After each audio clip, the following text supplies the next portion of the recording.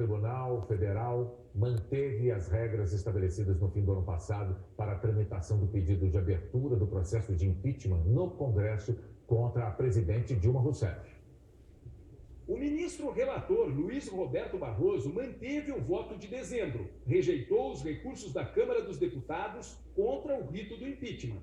Cabe às instâncias políticas deliberar sobre a permanência ou o afastamento do chefe de Estado.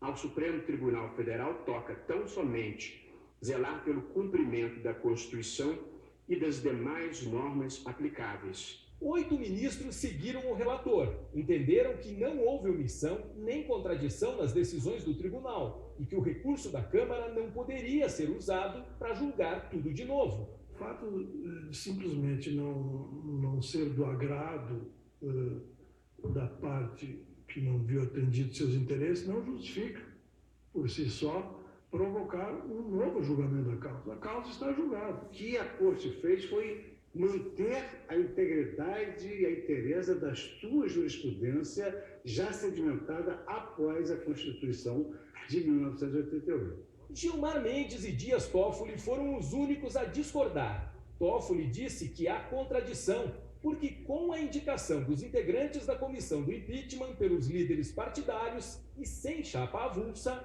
não há eleição. Nós estamos trocando a representação de 513 por 28 líderes partidários. Ou menos, porque há os blocos. E aí nos blocos quem indicam são os líderes dos respectivos blocos. Essa posição final do Supremo é, na prática, um sinal verde para a Câmara. Os deputados poderão retomar o processo de impeachment da presidente Dilma Rousseff, desde que as regras determinadas pelo STF sejam obedecidas.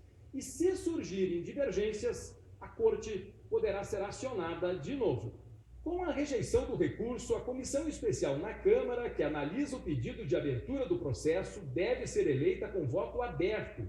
Os nomes serão indicados pelos líderes dos partidos e não poderá haver chapa alternativa. Se 2/3 da Câmara aceitarem a abertura do processo, o Senado poderá decidir por maioria simples, pelo arquivamento ou pela continuidade. O afastamento da presidente Dilma Rousseff do cargo ocorrerá somente depois que o plenário do Senado decidir pela abertura do processo de impeachment por maioria simples. Nesta quarta-feira, a crise política atingiu o ponto mais alto. O juiz Sérgio Moro suspendeu no fim da tarde o sigilo da 24ª fase da Operação Lava Jato. E com isso, conversas do ex-presidente Lula se tornaram públicas. Integrantes da Operação Lava Jato afirmaram que há indícios de uma ação para atrapalhar as investigações. As interceptações telefônicas foram feitas com autorização da Justiça, começaram no dia 19 de fevereiro e continuaram até hoje.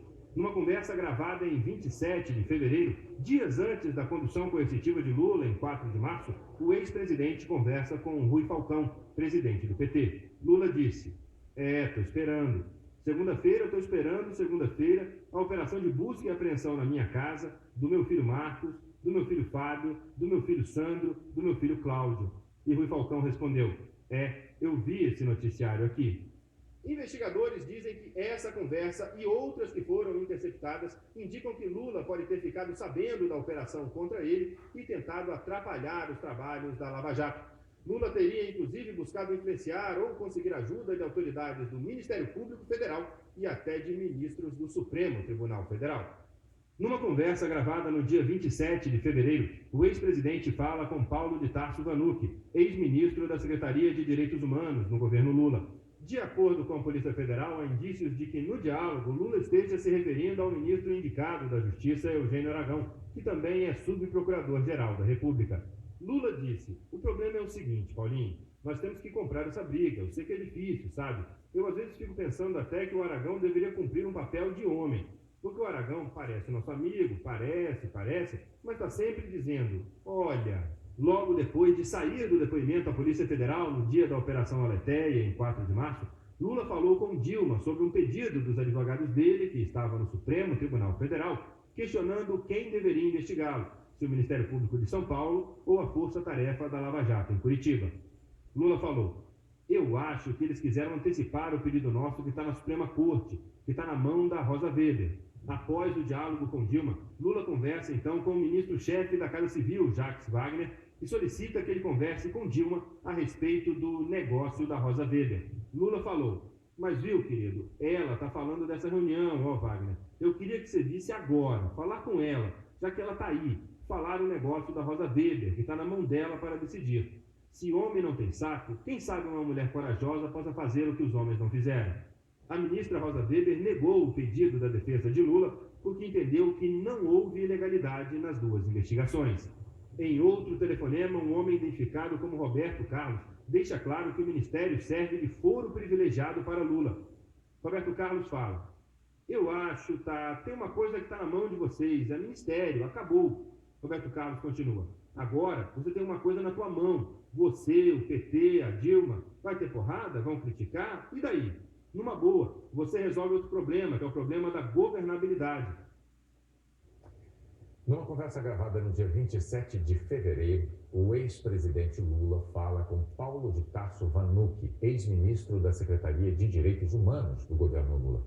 De acordo com a Polícia Federal, há indícios de que, no diálogo, Lula esteja se referindo ao novo ministro da Justiça, Eugênio Aragão, que também é subprocurador-geral da República. Lula diz assim, abre aspas, o problema é o seguinte, Paulinho, nós temos que comprar essa briga. Eu sei que é difícil, sabe? Eu, às vezes, fico pensando até que o Aragão deveria cumprir um papel de homem naquela...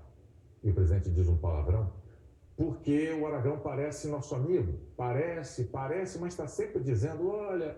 Fecha aspas. Na introdução da degravação de uma conversa entre Lula e o advogado Luiz Carlos Sigmaringa Seixas, ocorrida no dia 7 de março, os investigadores dizem que, nesse trecho, Lula diz que o PGR recusou 4 pedidos de investigação do Aécio Neves e aceitou o único pedido de investigação da Lewis.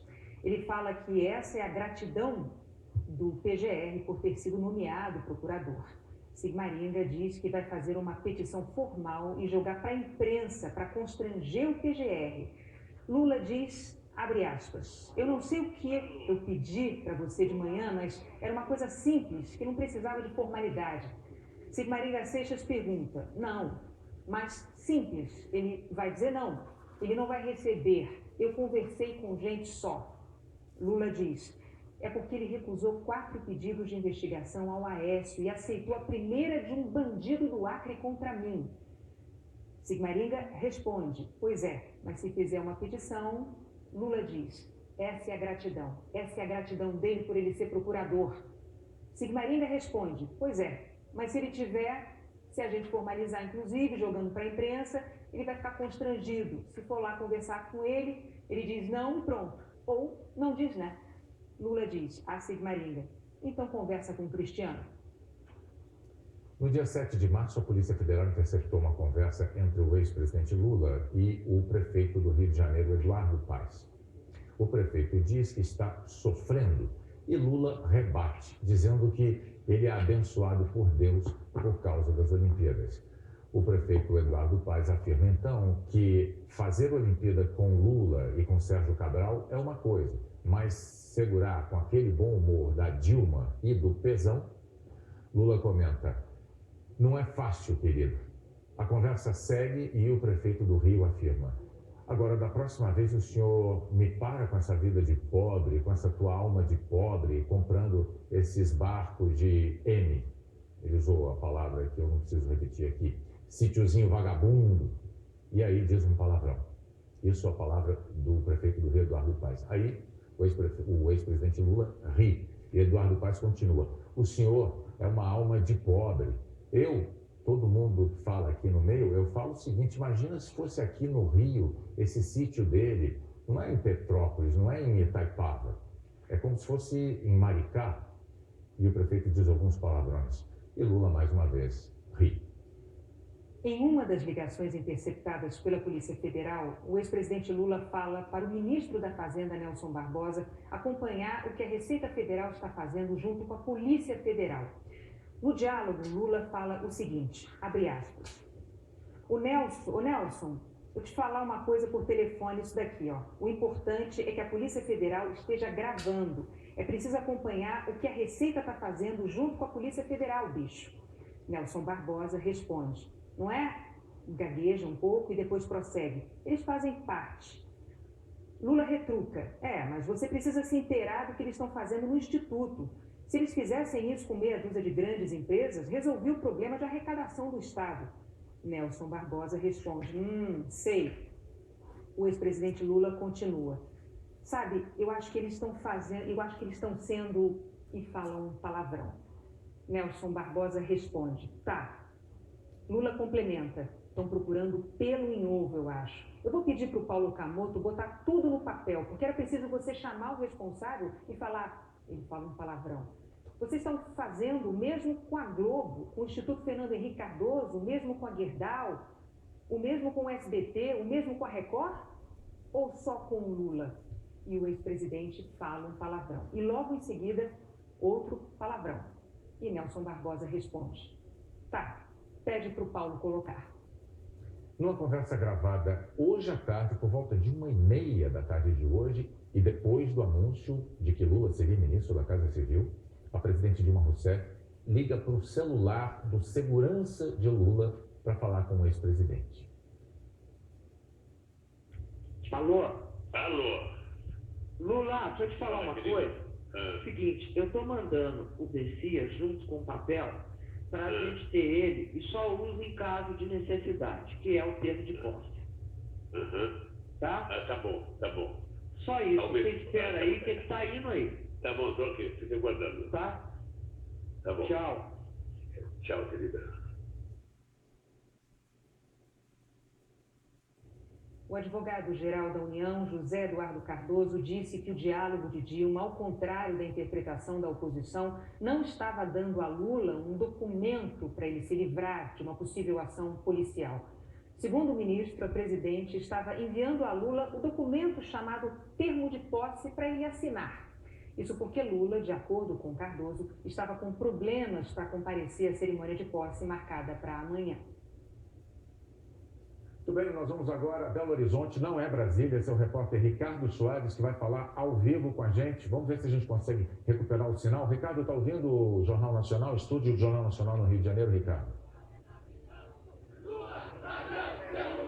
Ricardo Soares, ao vivo de Belo Horizonte. O ato aqui em Belo Horizonte, em frente ao Palácio da Liberdade, a sede simbólica do governo de Minas, esse é o mesmo palco das manifestações do último domingo. Estão aqui, pelos cálculos da Polícia Militar, entre 300 e 400 pessoas. Essas pessoas combinaram o protesto pelas redes sociais assim que souberam da nomeação do ex-presidente Lula para a Casa Civil. Os manifestantes bloquearam o trânsito, caminharam até a sede do Ministério Público Federal, que fica aqui pertinho. No trajeto, convocaram mais gente para vir para a rua. Os manifestantes agitam bandeiras do Brasil, gritam palavras de ordem contra o PT, pedem a prisão do ex-presidente Lula e a renúncia da presidente Dilma Rousseff. Daqui a gente vai lá para São Paulo saber as informações com o repórter Tiago Eltz.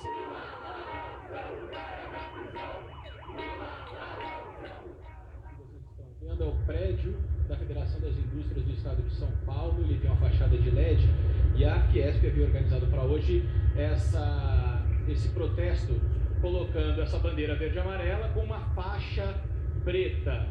Agora à noite ela incluiu nessa faixa essa frase, renuncia já. É em frente ao prédio da Fiesp que os manifestantes se organizam. A Polícia Militar ainda não divulgou o número de manifestantes, mas eles já ocupam quase um quarteirão inteiro aqui da Avenida Paulista e a gente vê que tem mais gente chegando. Agora há pouco, não muito longe daqui, nós fizemos imagens do Tuca, que é o teatro da PUC aqui de São Paulo, onde está acontecendo um evento organizado pelo Centro Acadêmico de Direito chamado Ato pela Liberdade Democrática Não Vai Ter Golpe.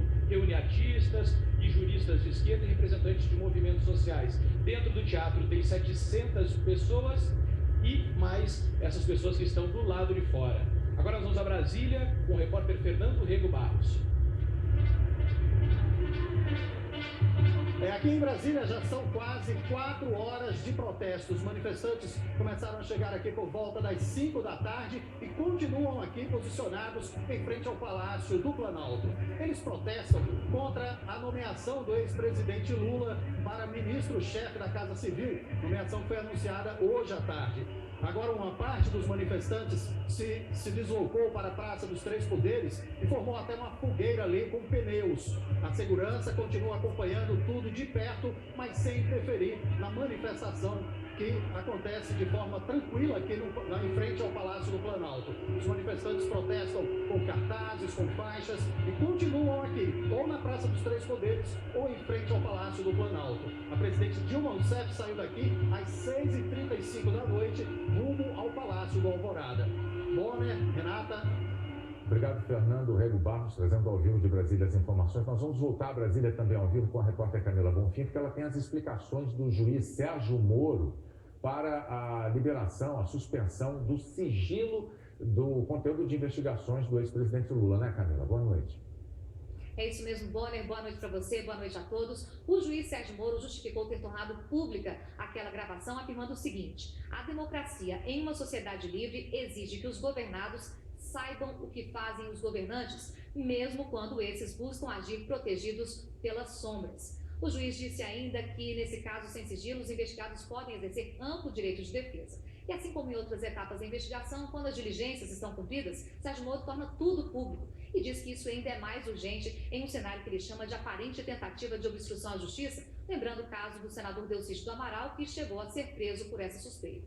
Moro também disse que Lula sabia ou desconfiava que estava sendo monitorado na Lava Jato, que só autorizou o monitoramento telefônico do ex-presidente. As pessoas, as autoridades com foro privilegiado que aparecem nas gravações ou ligaram ou receberam ligações dele. Na decisão, Moro diz também que houve aparente tentativa de influenciar ministros do Supremo, como Rosa Weber e Ricardo Lewandowski, tentativas que não deram certo. Ele vai enviar essas investigações ao STF na semana que vem. Bonner, Renata. Obrigado, Camila. Bom, a gente viu aqui no Jornal Nacional, ainda há pouco, Renata e eu estávamos passando para você o conteúdo desses diálogos, dessas gravações telefônicas liberadas, mas o fato é que a revelação do diálogo entre Lula e a presidente Dilma provocou uma reação imediata no Congresso Nacional. O Júlio Mosquera, nosso repórter, acompanhou. Boa noite, Júlio. O que você traz para a gente de informação sobre a reação aí no Congresso? Boa noite, Bonner. Boa noite, Renata. Boa noite a todos que nos assistem. Olha, o clima esquentou muito hoje aqui, tanto na Câmara como no Senado. A primeira reação de muitos deputados e senadores foi de incredulidade. Eu estava aqui no Salão Verde da Câmara, quando muitos deputados me procuraram para perguntar se o diálogo da presidente Dilma com o ex-presidente Lula era de fato verdadeiro. E eu disse que sim, e muitos ficaram boquiabertos, sem entender, achando que poderia não ser verdade. De imediato, os líderes dos partidos de oposição convocaram uma entrevista coletiva para pedir a renúncia de Dilma e a prisão de Lula. Os líderes dos partidos governistas também ficaram muito revoltados, mas com o juiz Sérgio Moro, porque ele tinha autorizado a liberação das gravações feitas dos telefones do presidente Lula, principalmente da gravação do diálogo feito com a presidente Dilma. Esse clima de confronto foi para o plenário da Câmara, onde houve acusações mútuas. A informação de Júlio Mosquera ao vivo de Brasília. Obrigado, Júlio. Muito obrigado pela sua participação ao vivo no Jornal Nacional. Renata. Agora há pouco, Bonner, houve panelaços contra o governo e a nomeação do ex-presidente Lula como ministro da Casa Civil em pelo menos 11 capitais brasileiras. Vamos ver. Em São Paulo, moradores bateram panelas na Avenida Paulista e em várias regiões da cidade. Nas varandas, teve gente que apagou e acendeu as luzes e houve buzinaço nas ruas. Panelaços também foram ouvidos em vários bairros do Rio de Janeiro, como Barra da Tijuca, Humaitá e Flamengo. Você vê aí as imagens do Rio. Em Belo Horizonte, o panelaço foi no bairro de Santo Agostinho, na região centro-sul da cidade. No Recife, motoristas protestaram com um buzinaço na praia de Boa Viagem. Nos prédios da Orla, moradores bateram panelas. Em Florianópolis, o panelaço foi perto da Avenida Beira-Mar Norte. Moradores foram para as varandas e janelas. Em Porto Alegre, mais panelaço, em pelo menos 4 bairros da capital gaúcha. Moradores de Goiânia também bateram panelas. Essas são imagens da região sul da cidade. Tudo bem. A gente vai voltar agora ao vivo a São Paulo. O repórter Thiago Elkes tem informações sobre outra manifestação. É isso, Thiago? Exatamente, Bonner. A gente continua sobrevoando aqui a Avenida Paulista. Aí são os manifestantes que estão na Paulista. E eu falei agora há pouco de um outro protesto, um ato que está acontecendo na PUC, no Teatro da PUC, aqui de São Paulo. A gente não viu as imagens naquele momento, mas nós fizemos as imagens há alguns instantes. E são as imagens que vocês veem agora. É um ato a favor do ex-presidente Lula e da presidente Dilma, chamado Ato pela Liberdade Democrática Não Vai Ter Golpe. A rua em frente está fechada, a gente não sabe ainda o número de participantes, mas dentro do teatro cabem 700 pessoas e tem todo esse público aí de fora, Bonner e Renata. Obrigado, Thiago. Nesse 16 de março histórico, nervoso, você teve um Jornal Nacional que acompanhou os fatos aí praticamente ao vivo, mas essa edição está terminando aqui. Você vai ter logo mais, depois de Velho Chico, o futebol. E o Jornal da Globo é depois do BBB. Uma boa noite. A gente pode voltar a qualquer momento com outras informações. Boa noite, até amanhã.